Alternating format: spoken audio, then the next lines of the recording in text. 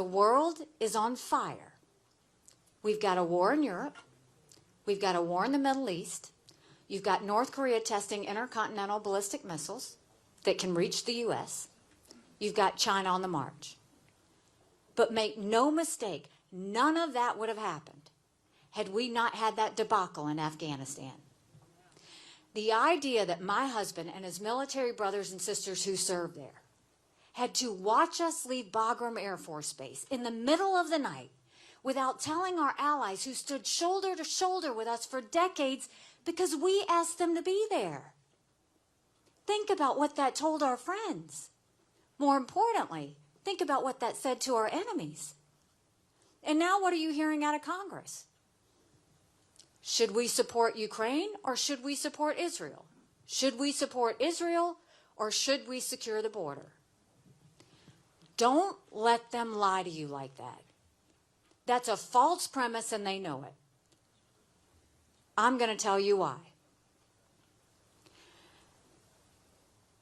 I learned every day at the United Nations. Terrorists, dictators, and thugs always tell us what they're going to do. They're amazingly transparent. Think about Ukraine. Here you had this pro-American, freedom-loving country that was invaded by a thug. Putin.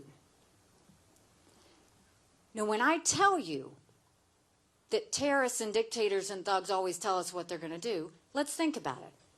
Hamas said they were going to go into Israel. They did. China said they were going to take Hong Kong. It happened. Russia said they were going to invade Ukraine. We watched it. China says Taiwan is next. We better believe them. Russia said once they take Ukraine, Poland and the Baltics are next. Those are NATO countries. That puts America at war. This is about preventing war. It's always been about preventing war. And we know Putin's hit rock bottom. We know that because he's lost 87% of his fighting forces that started the war. They've raised the draft age in Russia now to 65. They're getting their drones from Iran and missiles from North Korea. Putin knows he's in trouble. Now, I will be the first one to tell you, I don't believe in giving any cash to any country, friend or enemy, because you can't follow it and you can't hold it accountable. I don't think we should put troops on the ground in Ukraine, and they don't want them. They want to be able to win this war on their own. But I believe we should give them the equipment and ammunition to win, to prevent war. Now, if we supported Ukraine, that's only 3.5% of our defense budget. That's it. The Europeans are paying more than that, and they should. It's their neighborhood. Now let's go to Israel. For any of you asking why we should support Israel, Israel is a bright spot in a tough neighborhood. It's the tip of the spear when it comes to defeating terrorism. It has never been that Israel needs America. It has always been that America needs Israel. And when you look at that horrific day of October 7th and what happened, when they beheaded those people and burned those babies alive and took those girls from the concert and raped them and dragged their naked bodies through the streets of Gaza, what did they say? Death to Israel, death to America. That's why we have to care. Remember when I told you Putin hit rock bottom? That horrific day of October 7th is Putin's birthday. Who's the happiest man in the world right now? Putin. Why? Because the U.S. and the West took all our eyes off of Ukraine and moved it to Israel. Putin didn't call Netanyahu right away. He waited 10 days to call. You know who he did call? Hamas. They came the next day and held hands and said they were friends. If we support Ukraine and we support Israel, that's only 5% of our defense budget. Now, securing the border, priority number one.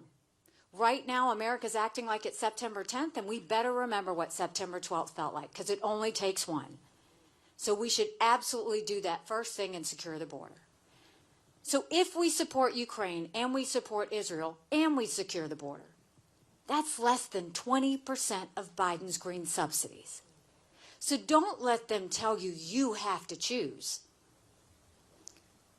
A president and Congress needs to choose national security. They need to choose preventing war. They need to choose protecting Americans. There's a reason the Taiwanese want the U.S. and the West to support Ukraine. Because they know if Ukraine wins, China won't invade Taiwan. There's a reason the Ukrainians want the U.S. and the West to support Israel.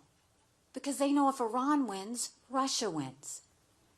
China, Russia, and Iran are bound together in an unholy alliance. They are bound together in their hatred of freedom, of democracy, and of all things the United States of America. We need to wake up to how to prevent war. So we have the answers to the domestic policy and the national security needs. But now we've got to look at where we are in this election. You go to the caucuses tomorrow. I know you're excited. I'm excited because it's been 11 months and it comes down to tomorrow. And I know y'all are excited because it means no more commercials and no more mail and no more text messages. I totally get that. We saw that in South Carolina. We love to see the presidential candidates come and we love to see the presidential candidates go. But when I tell you that the country's in disarray and the world's on fire, what does that mean for us? Hard truth. Republicans have lost the last 7 out of 8 popular votes for president. That's nothing to be proud of. We should want to win the majority of Americans. But the only way we're going to win the majority of Americans is if we have a new generational leader that leaves the negativity and the baggage behind and focuses on the solutions of the future.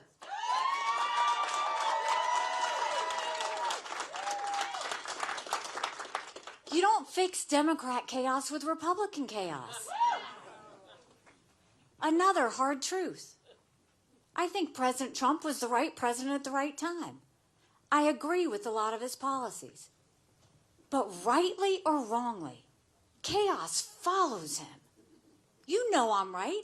Chaos follows him. And we can't be a country in disarray and a world on fire and go through 4 more years of chaos. We won't survive it. And we will not survive a President Kamala Harris. That's why the general election matters. Now, you can look at the polls head to head against Biden. There's been many of them. Ron doesn't beat Biden. Trump's head to head with Biden. On a good day, he might be up by 2. That's margin of error. That's another nail biter of an election, and that's one where we're holding our breath. I'm in every one of those general election polls. And Biden, according to the Wall Street Journal and others, by 17 points.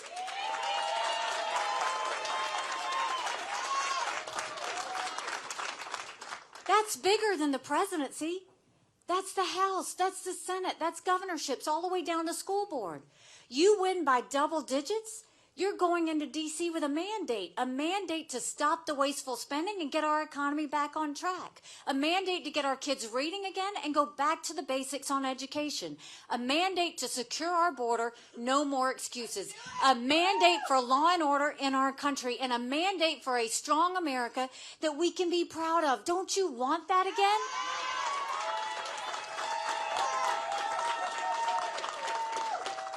Because we could have that. But in order to do that, it's going to take a lot of courage. Courage for me to run. And courage for every one of you to know. Don't complain about what happens in a general election if you don't play in this caucus. It matters. I dropped my husband, Michael, off at 4 a.m. 6 months ago for another year-long deployment. And I watched him and 230 soldiers pick up their 2 duffel bags of belongings to go to a country they've never been to, all in the name of protecting America. They're willing to sacrifice their lives and their families because they still believe in this amazing experiment that is America. So if they're willing to sacrifice for us there, shouldn't we be willing to fight for America here? Because we have a country to save. But if we're going to do that, it starts now. It starts by realizing that this is the time. While Michael's deployed, my kids have stepped up.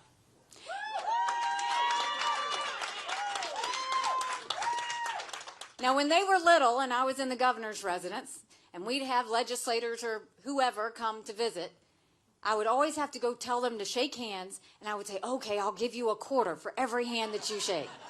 And they would always have a bill for me, right, at the end. Now they're older, and I don't have to pay them anymore, but they've been out there knocking on doors and putting up yard signs and shaking hands.